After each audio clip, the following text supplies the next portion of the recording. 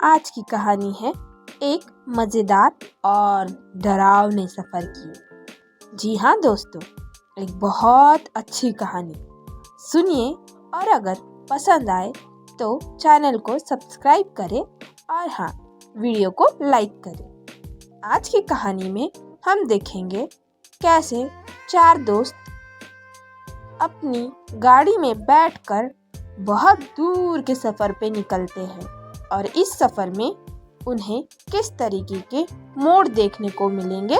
चलिए देखते हैं, बहुत मज़ा आने वाला है दोस्तों। चलिए दोस्तों, शुरू करते हैं कहानी। एक बहुत खतरनाक सर्कस था। लोगों ने उस सर्कस के बारे में बस सुना था कि वो बहुत मज़ेदार है, लेकिन असलियत में तो वो बहुत ही ज़्यादा खतरनाक था और वहाँ किसी की भी मौत हो सकती थी अगर कोई वहाँ आ जाए तो। इस सर्कस के बारे में ज़्यादा तो किसी को पता नहीं था, लेकिन जो भी यहाँ आया वो वापस कभी नहीं गया। ये काफ़ी ज़्यादा खतरनाक और बहुत ही ज़्यादा बुरा सर्कस था। वहाँ आना मतलब मौत को दावत देना ही था। लेकिन एक गांव में, जो गांव बहुत ही ज़्यादा खूबसूरत था, नदी की गोद में खेलने वाला ये खूबसूरत सा गांव था और यहाँ थे चार लोग जो एक दूसरे के बहुत ही घनिष्ठ मित्र थे। एक का नाम था रिंकू, दूसरे का नाम था शामू, तीसरे का नाम था छोटा और चौथे का नाम था श्यामल। ये चारों लोग एक दूसरे के साथ हमेशा मस्ती करते थे। एक दिन इन चारों को इस सर्कस के बारे में पता चला। जैसे ही इन चारों को उस सर्कस के बारे में पता चला, चारों ने सोचा बहुत मज़ा आएगा, जाएंगे, बहुत मस्ती करेंगे। उन्हें लग रहा था ये कोई साधारण सर्कस है, लेकिन उन्हें क्या पता कि इस सर्कस में जाने वाले वापस नहीं आया करते। लेकिन इन लोगों को कौन बताए, वो तो मज़े से निकल भी गए। रास्ता बहुत सुनसान था, ना कोई आगे था ना कोई पीछे, लेकिन इनकी गाड़ी निकल पड़ी उस सर्कस के रास्ते पर। बस चले जा रहे थे, ना कोई आगे था और ना कोई पीछे।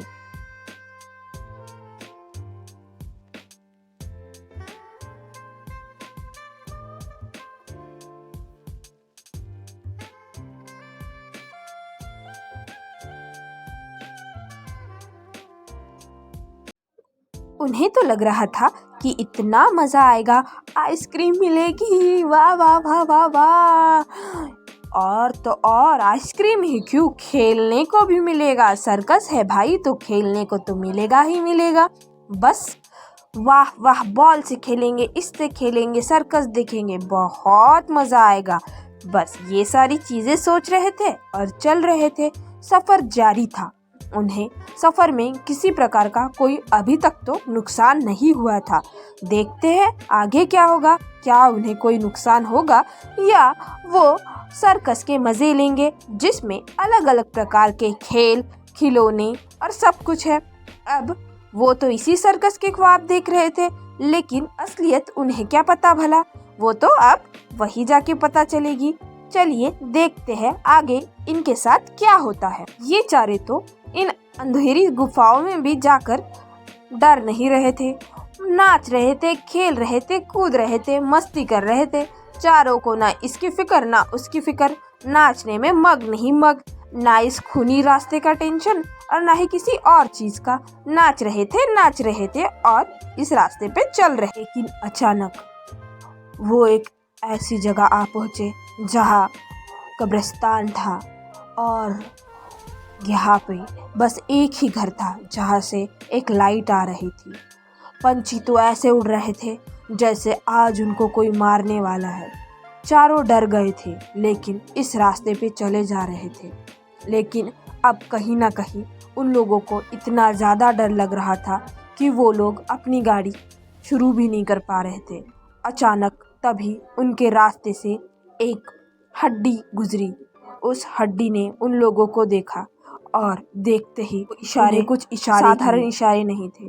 वो भूत उन्हें बहुत प्यार से देख रहा था और कह रहा था, आ जाओ मेरे पास, आ जाओ, मेरी आंखें तुम्हें देखने के लिए बेताब हो रही है, आ जाओ ना प्लीज।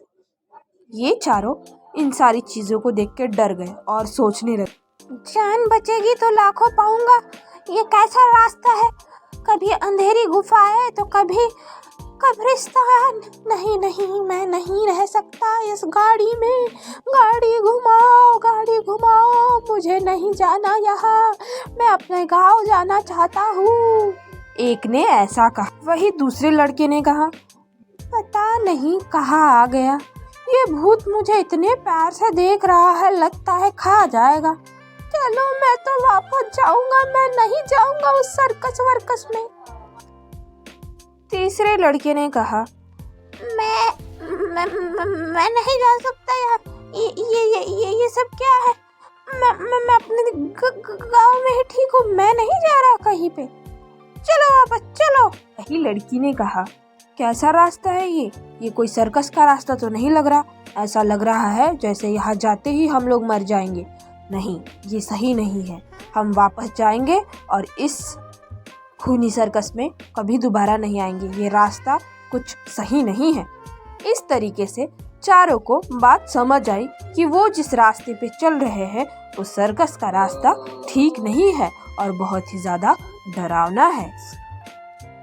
वो वापस आ गए अपने खूबसूरत से प्यारे से गांव में।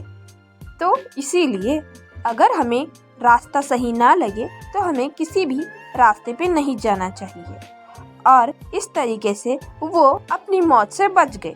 अगर वो उस सर्कस में चले जाते तो पता नहीं उनका क्या होता। इसके बाद वो लोग अपने खूबसूरत गांव में ही घूमने लगे और अलग अलग जगह को एक्सप्लोर करने लगे।